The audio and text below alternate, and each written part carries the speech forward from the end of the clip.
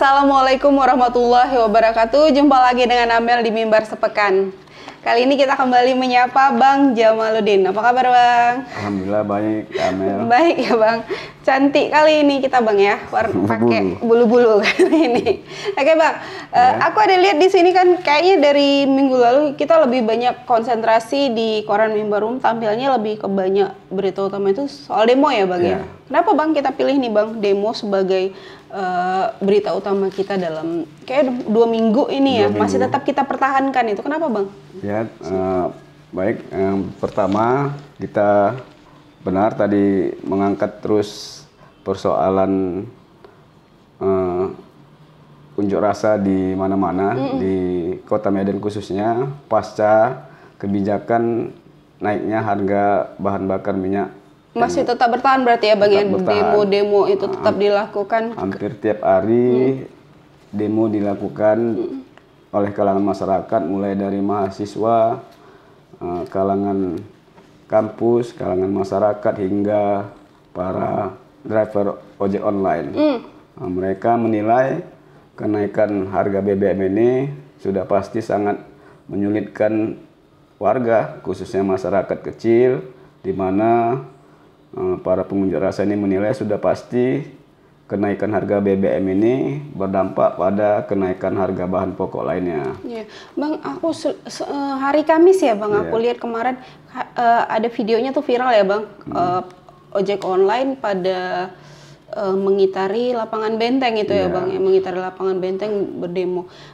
Tuntutan mereka itu apa sih Bang? Ya, tuntutan mereka selain menolak kenaikan harga bahan pokok, di mana pasca kenaikan harga bahan pokok juga berdampak naiknya tarif ojek online yang diputuskan oleh pimpinan mereka, sehingga ini juga berakibatkan juga nantinya akan para pelanggan ojek online juga akan semakin berkurang. Iya, iya.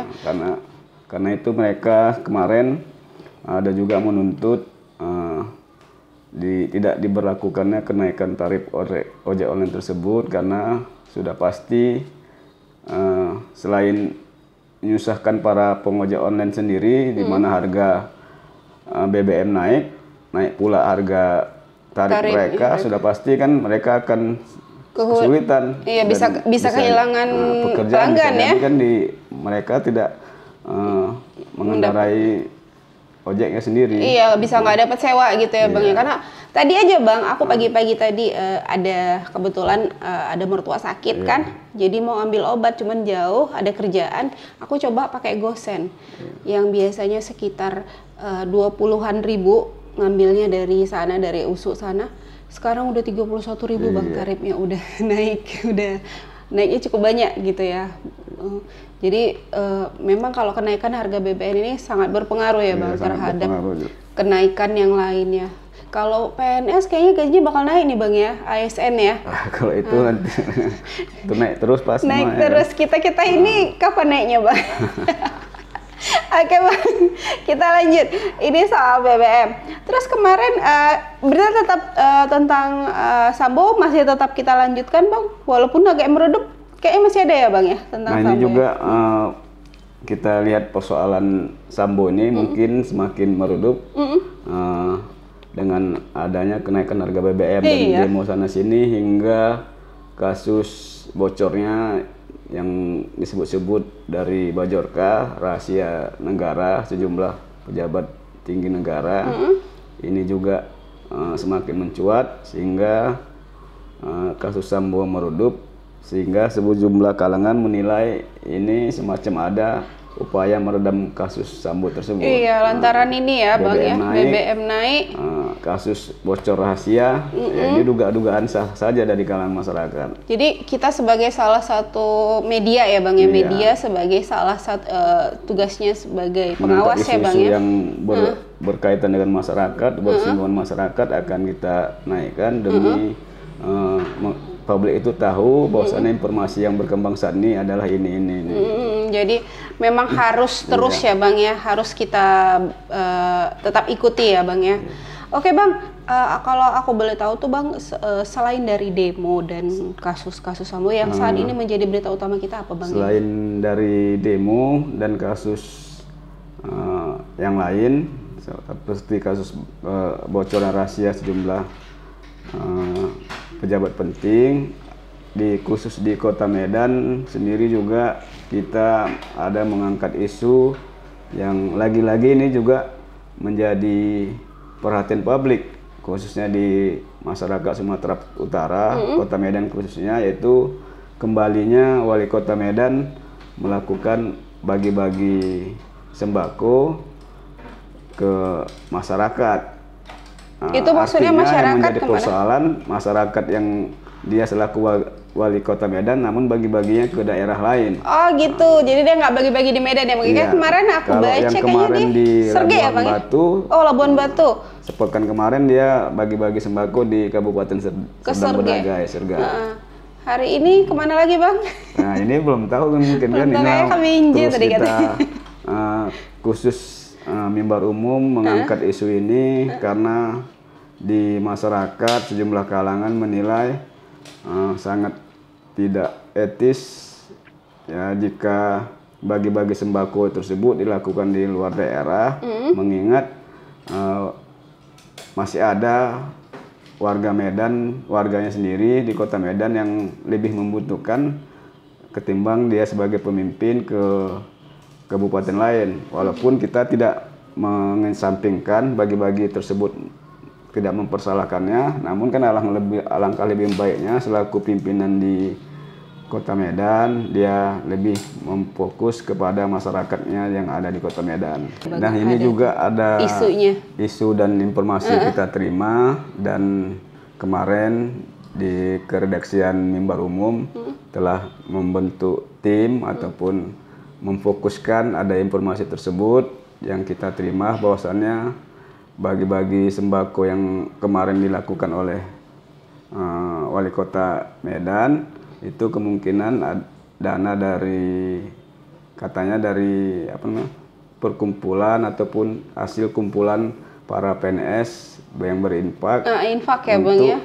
disalurkan ke masyarakat yang ada di Kabupaten Serdang Bedagai tersebut. Tapi malah dipakai ilmiahnya atas nama gitu. Yang ya mungkin yang kita tidak sekali lagi tidak mempersoalkan bagi-bagi tersebut. Namun yang juga ada menjadi pertanyaan sejumlah kalau akademisi dan pengamat, mengapa jika benar dana tersebut dari infak para PNS di Serdang Bedagai, seharusnya kan yang membagikan tersebut adalah wali kota setempat. Ini kan yang aneh, mengapa ikut ya di situ wali ya. kota yang di luar membagikan sembako tersebut, sehingga inilah menjadi sekali lagi menjadi tanda tanya apakah benar atau tidaknya melihat persoalan ataupun upaya semacam menarik simpati di masyarakat, ya.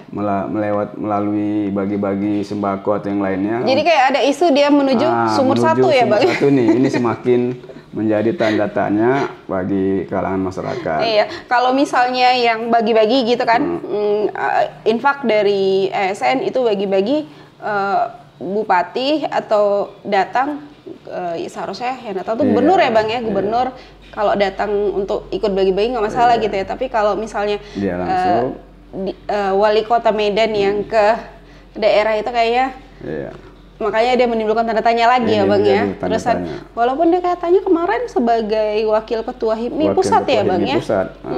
Dia sebagai wakil ketua HIPMI pusat dan bukan sebagai wali kota Medan ya Bang ya. Tapi nanti akan diteliti lagi ya, akan ditelusuri lagi oleh timnya Mimbar Umum ya Bang ya terkait hal itu ya Bang. Oke Bang. Selain daripada itu masalah infrastruktur kita gimana Bang? Masih tetap kita lanjutkan karena kan ini jelang ber gitu ya. Itu infrastruktur kan masih harus kita perhatikan itu ya. Infrastruktur saat ini masih terus dilakukan di pemerintahan baik di Pemko maupun di Pemprov Su, khususnya proyek anggaran 2,7 triliun. Ini juga masih terus berkembang isunya di masyarakat. Begitu juga di Kota Medan mengenai infrastruktur, khususnya yang saat ini musim hujan terjadi sejumlah titik yang masih mengalami banjir. Jadi kita tetap awasi ya Bang, tetap awasi, menjadi bahan untuk pemberitaan ya Bang ya. Iya. Oke, Bang, kalau sekarang Abang kan wartawan kriminal, redaktur hukum dan kriminal. Kalau kita lihat dalam seminggu terakhir ini berita-berita kriminal seperti apa tuh Bang yang khusus di halaman hukum dan kriminal sepekan belakangan ini kita masih terus fokus menyoroti yang pertama kasus pemerkosaan dialami oleh siswa SD di salah satu sekolah di Medan yang kasusnya sudah sampai bertahun sebelumnya hingga kini terus keluarga korban atau ibu korban terus menuntut keadilan nasib yang dialami anaknya. SD negeri ya Bang? SD negeri di Medan itu ya kemarin ya? SD, itu salah satu SD lah di Kota Medan yang kasusnya sebenarnya sudah kasus lama, namun pihak penegak hukum belum mampu mengungkap kasus ini sehingga ibu korban mengadukan nasib yang dialaminya ke salah satu pengacara kondang ternama di nasional yaitu Hotman Paris.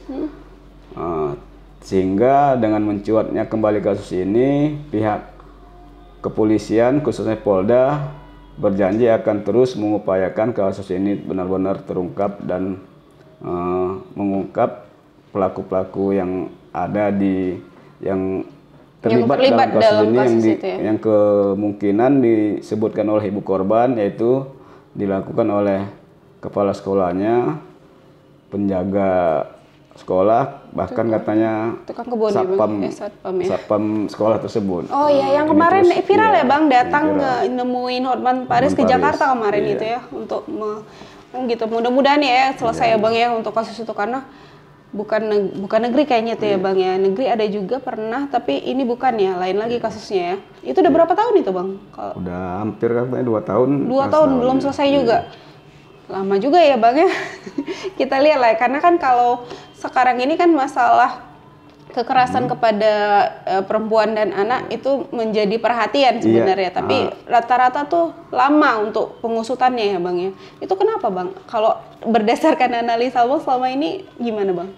Ini juga menjadi ya mungkin perlu juga diungkap ataupun menjadi pelajaran bagi masyarakat, khususnya kalangan orang tua dan akademisi maupun pelaku pendidikan, bahwasannya mungkin sulitnya kasus ini terungkap karena usia yang menjadi korban itu usia muda, di mana anak kemungkinan kan kurang bisa menjelaskan pelaku ataupun ketakutannya, karena mungkin saja pas saat kejadian pelaku korban si anak diancam sehingga takut mengadukan.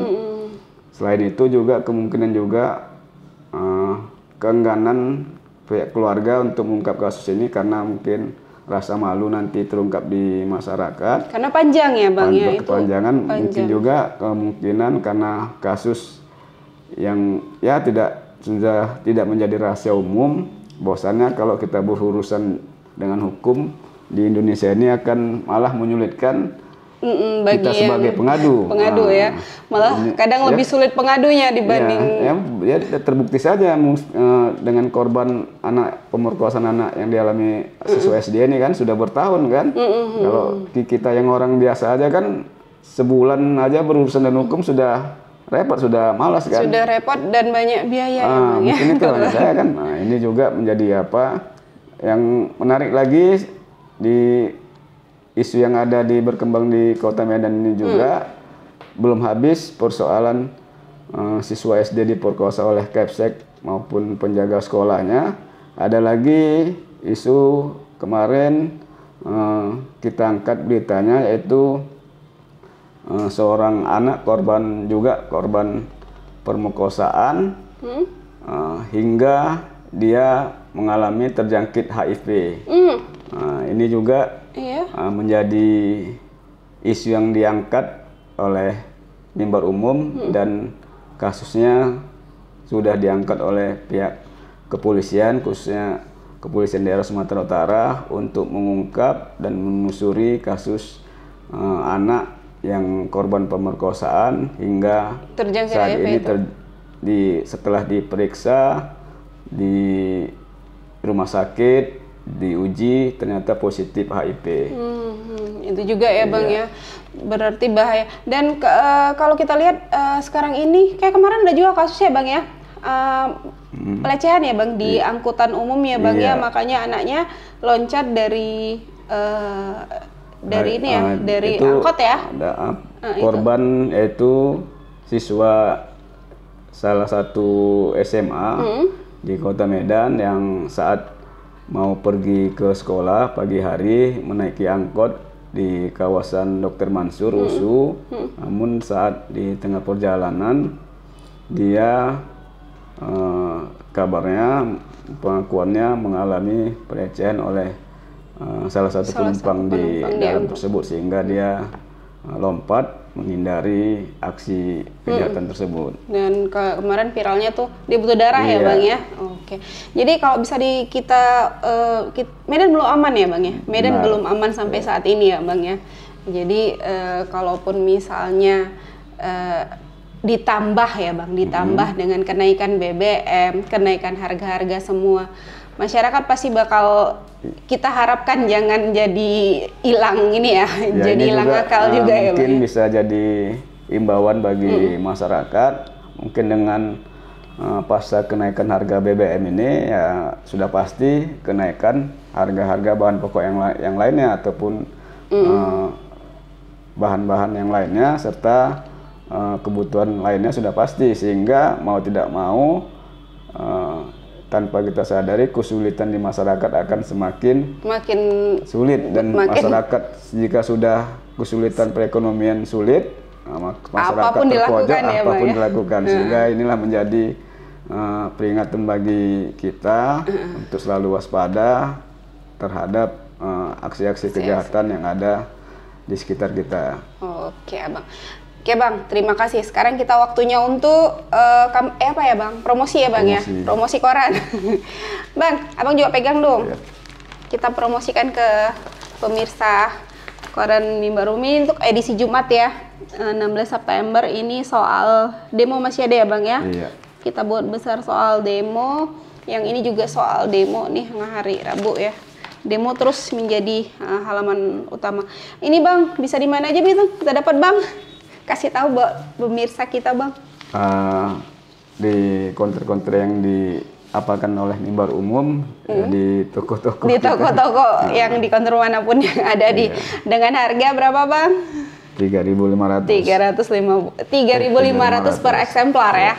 Oke Bang, makasih ya Bang Jamal atas informasinya. Begitulah pemirsa Mimbar Sepekan kita pada hari ini. Assalamualaikum warahmatullahi wabarakatuh.